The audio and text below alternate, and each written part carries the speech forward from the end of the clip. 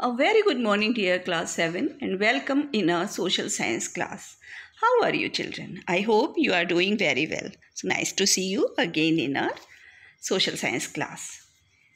Today we will be learning block 5, that is Delhi Sultanate 1, and in that block we will be talking about lesson plan 4 economic policy of Alauddin Khilji. Before starting the class, be sure that you have all the essentials, your notebook, content book and stationery. Now quickly we will recap our previous sections as we talked about Qutbuddin Aibak, the founder of the Delhi Sultanate, and its consolidation by Iltutmish. Then we talked about Razia Sultan, as she was an able and efficient ruler, yet the nobles rebelled against her. This tells us that the nobles were blinded by prejudice, that a woman cannot be a ruler.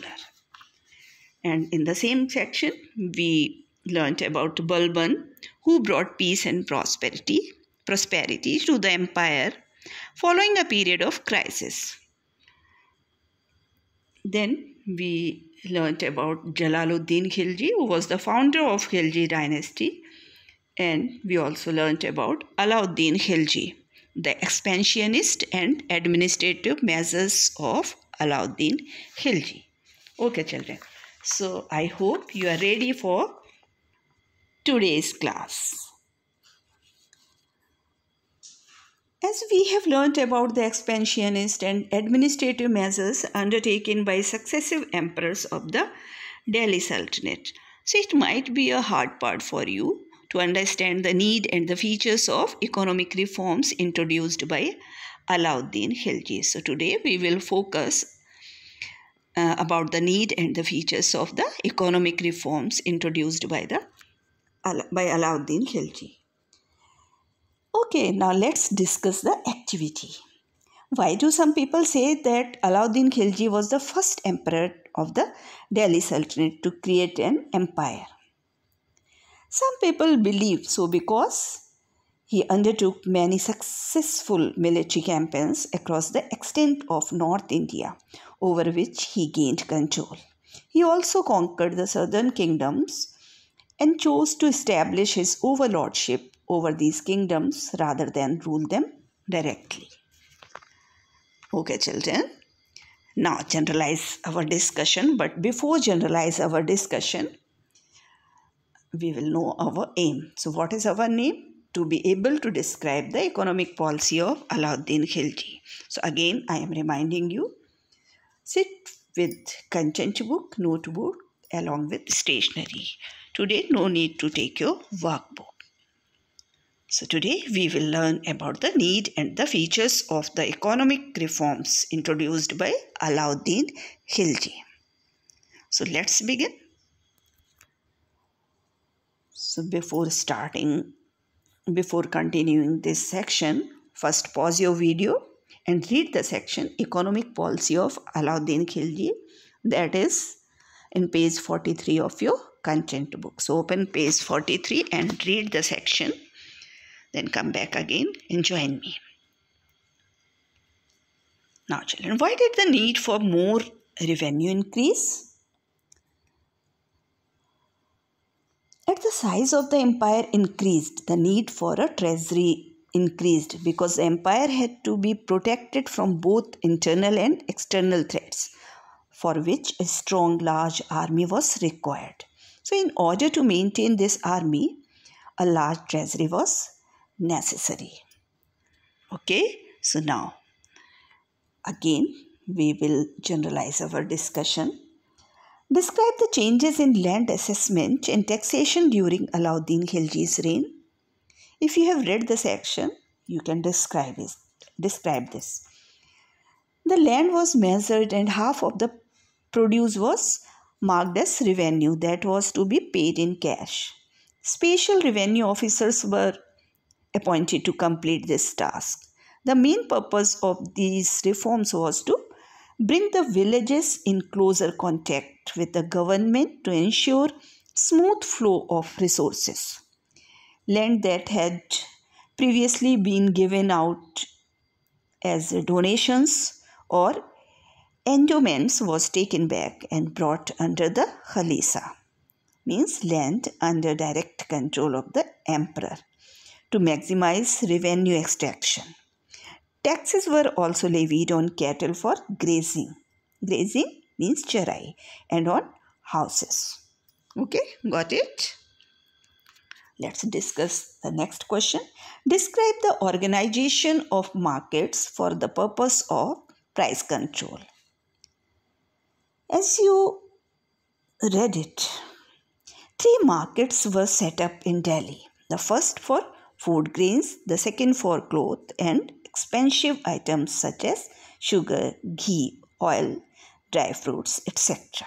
And the third for horses, slaves and cattle.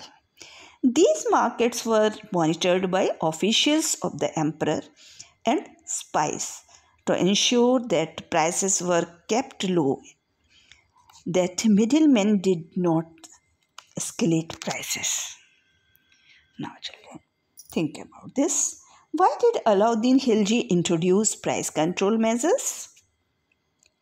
Since the salaries of the soldiers were reduced and peasants were being taxed heavily, there was a threat of rebellion against the state.